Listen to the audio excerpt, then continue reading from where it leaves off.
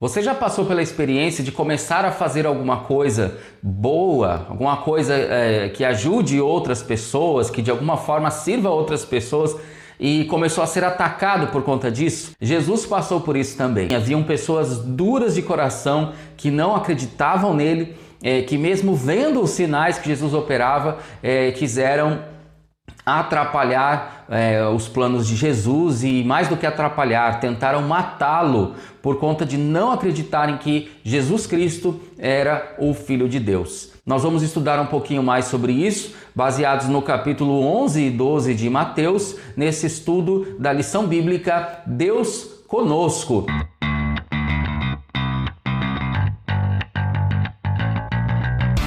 Olá para você que está me assistindo, meu nome é Arildo, eu convido você a ficar neste vídeo até o final, a compartilhar com seus amigos, com a sua igreja, se quiser baixar do YouTube ou onde você estiver vendo, para compartilhar com seus amigos, não tem problema, eu fico muito feliz que você faça isso. Se você está no YouTube, se inscreva no canal Arildo André Gomes e frequentemente eu estarei publicando estes vídeos das lições e talvez outros vídeos ainda que eu estou planejando, que eu estou pensando publicar. Neste estudo, nós veremos que algumas pessoas na época de Jesus reagiram de forma hostil ao mensageiro de Jesus Cristo, aos ensinos de Jesus, aos milagres que ele operou e à própria pessoa de Jesus Cristo. Em relação ao mensageiro, nós sabemos que João Batista, que nasceu praticamente para anunciar a vinda do Messias, para falar de Jesus Cristo, para, como diz a Bíblia, preparar o caminho para o Messias, ele não era uma pessoa comum. Ele era uma pessoa séria e uma pessoa assim, rústica. Sabe uma pessoa rústica? A Bíblia descreve a pessoa de João dessa forma. Ele não era uma pessoa que qualquer vento, como diz o próprio Jesus a respeito de João Batista, ele não era um caniço agitado pelo vento. Ele não era alguém com ideias fracas. Ele tinha ideias e conceitos fortes e ele pregava o arrependimento. Ele falava para as pessoas se arrependerem dos seus pecados, aguardarem o reino de Deus que estava ali para ser inaugurado na pessoa de Jesus Cristo. Então ele tinha uma mensagem forte, uma mensagem firme. E as pessoas da época, como disse, especialmente os fariseus, rejeitaram a mensagem de João Batista e o próprio João Batista. Teve um momento em que João denunciou o pecado, um relacionamento pecaminoso do governador Herodes com a mulher do seu irmão Herodias. E João Batista, lutando pela verdade, lutando pela justiça, ele denuncia esse relacionamento e ele sofre graves consequências. Herodes manda prender, amarrar João Batista, prendê-lo, e João Batista estava no momento, talvez já esperando a morte, aguardando a sua morte, porque sabia da maldade, da violência daquele governante do Império Romano que estava dominando o povo naquela época. E ele então manda mensageiros até Jesus, ele preso, envia mensageiros para Jesus e pergunta, com a seguinte pergunta: és tu aquele que haveria de vir? Tu és realmente aquele que o mundo estava aguardando? Nós não podemos ver com incredulidade essa fala de João Batista, como que, nossa, faltou fé para João Batista. Não. Pense você, no momento de desespero, no momento de aguardando a sua morte, eu imagino que ele estava apenas querendo confirmar que tudo aquilo que ele fez não foi em vão. Era um homem com seus sentimentos à flor da pele, esperando a morte, como já repeti várias vezes, talvez com muito medo. E Jesus simplesmente retorna os mensageiros, manda os mensageiros novamente para João Batista, dizendo sobre os milagres que ele fez e tantas coisas que ele operou. Ora, se não seria ele o Messias, tão aguardado, tão esperado. Nós vemos nessa ocasião, então, o poder político, o poder governamental, a autoridade governamental contra a pessoa de João Batista. E também, além disso, o poder religioso, porque os religiosos daquela época poderiam, de alguma forma, defender João Batista, mas não fizeram isso. Deixaram para lá, deixaram quieto, fingiram que nada estava acontecendo.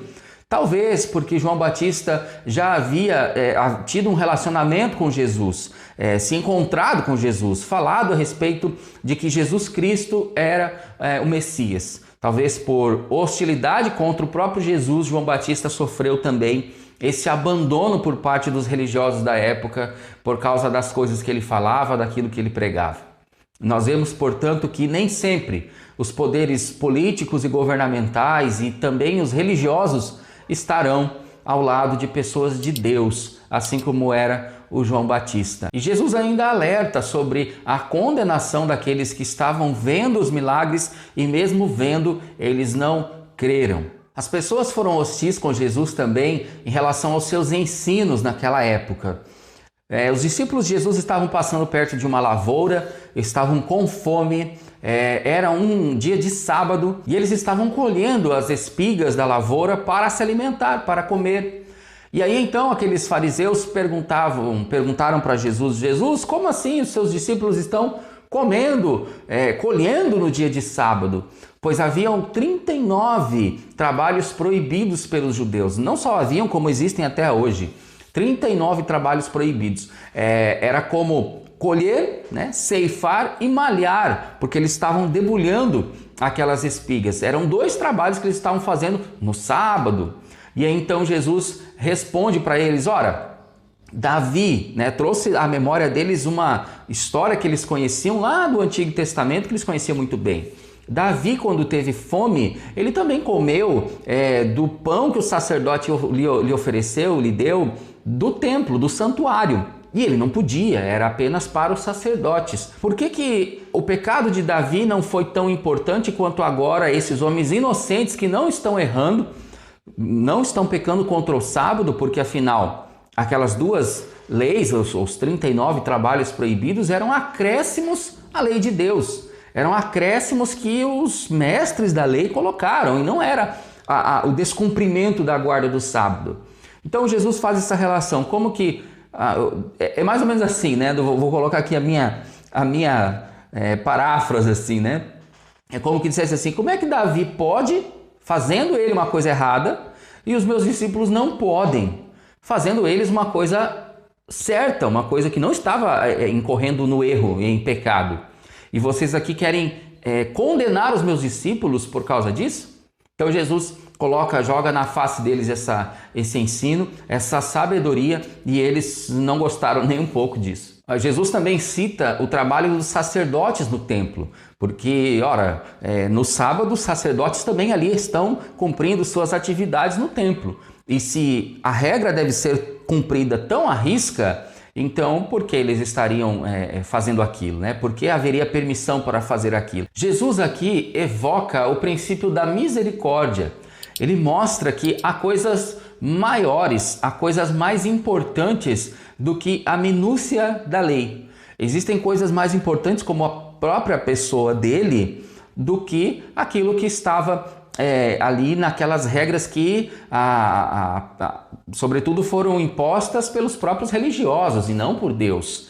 E ele fala então que ele é o Senhor ou a autoridade sobre o sábado, ele é maior. E existem coisas que, dependendo do contexto em que estão sendo tratadas, são maiores e são mais importantes. E especialmente, eu estou falando isso especialmente em relação à vida humana. A vida humana, porque, por exemplo, os judeus, se estivesse alguém pegando fogo na casa de uma pessoa, de um judeu, no sábado, eles não faziam nada para ajudar.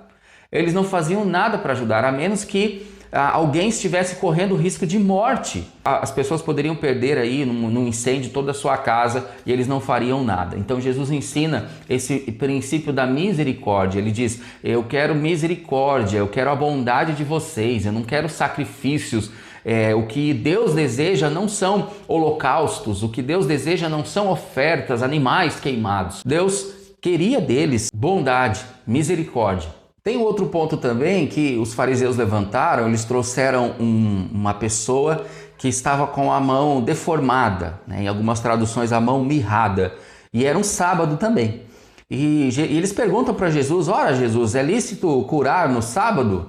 E Jesus responde para eles: é lícito fazer o bem no sábado.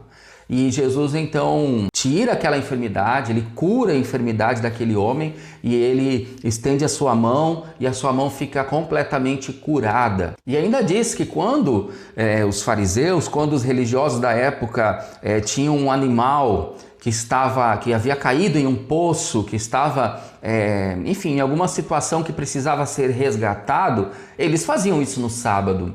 Ora, por que não fazer isso em relação a uma pessoa humana, a uma vida humana? Por isso ele ensina que a vida humana é mais importante do que regras estabelecidas principalmente por homens, mas até mesmo dentro de um contexto por regras estabelecidas por Deus, porque fazer o bem no sábado não quebra o mandamento. O problema é que eles começaram a colocar regrinhas em cima do sábado.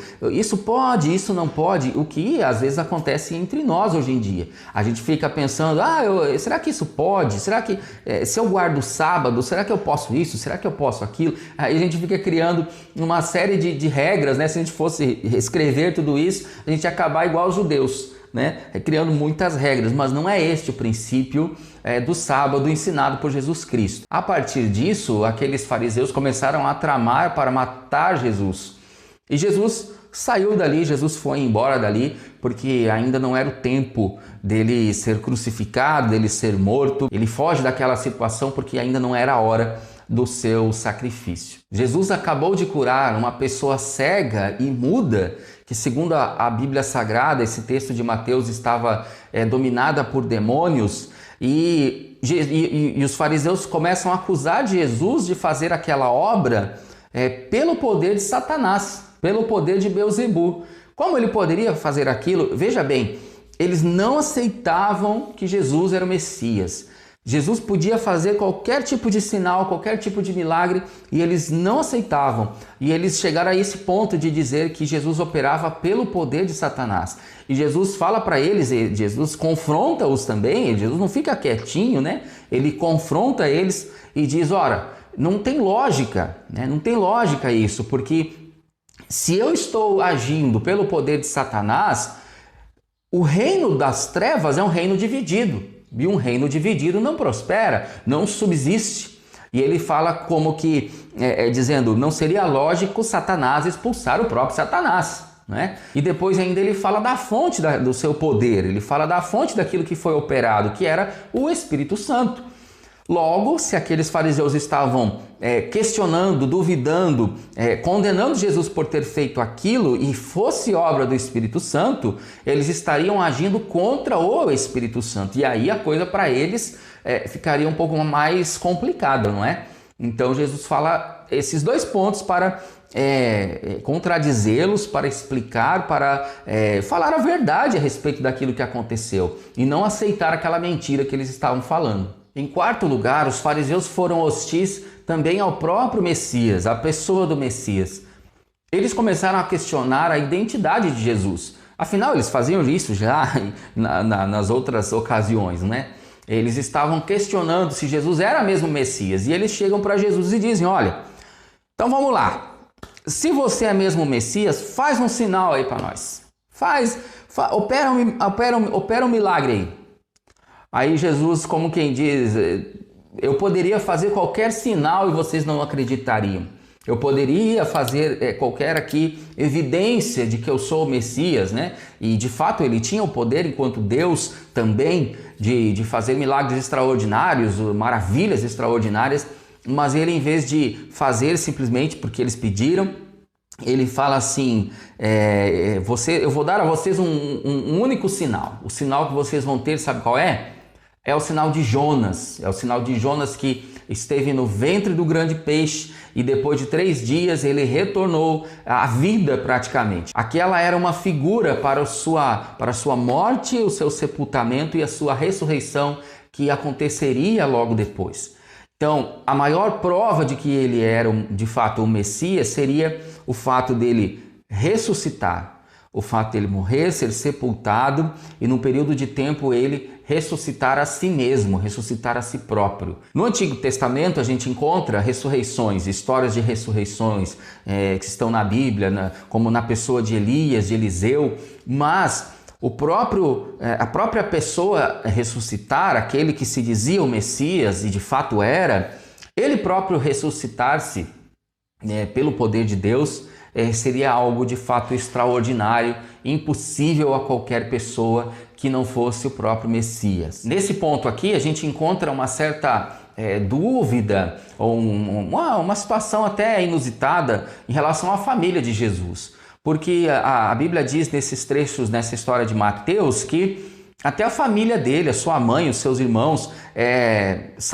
percebendo que as pessoas estavam se juntando, né, uma grande multidão em torno de Jesus, e nessa situação complicada de Jesus com os fariseus, né, os fariseus sempre o acusando, o ameaçando de morte, né, tentando ali tramar contra a vida de Jesus, a família, os familiares de Jesus chegam até ele para tirá-lo dali, né, para buscá-lo, ao ponto de dizerem assim que ele está fora de si. Né? Eu vou colocar aqui, você está vendo aí no vídeo o texto bíblico, né, o trecho desse texto que fala isso. Ele está fora de si.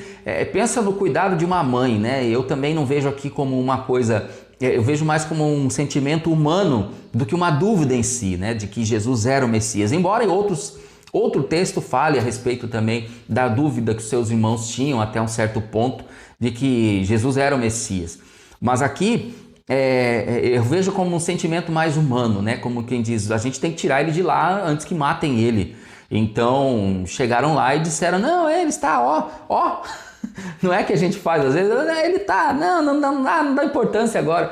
Às vezes num sentimento maior de resgatá-lo dali, né? Talvez não como uma dúvida verdadeira a respeito da sua divindade, né? Da sua deidade, mas uma proteção, né? Estavam protegendo Jesus ali.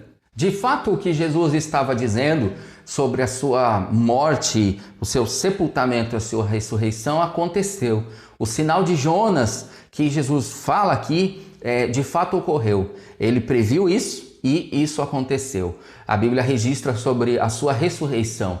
E glórias a Deus por isso. Graças a Deus por isso, porque as palavras de Jesus são certeiras, são a própria verdade. Aliás, ele é a própria verdade. E a sua palavra não falha. Quando ele fala, aquilo acontece. E foi isso que aconteceu. Jesus falou e aconteceu. Por isso nós podemos glorificar ao Senhor Jesus, podemos reconhecê-lo como o Messias e não duvidar das suas obras, dos seus milagres, dos seus ensinos, do mensageiro dele, João Batista, porque apesar da hostilidade das pessoas, apesar das pessoas não gostarem, rejeitarem, não quererem Jesus, por inúmeros motivos, tudo que ele falou se cumpriu e as profecias se cumpriram na pessoa de Jesus também.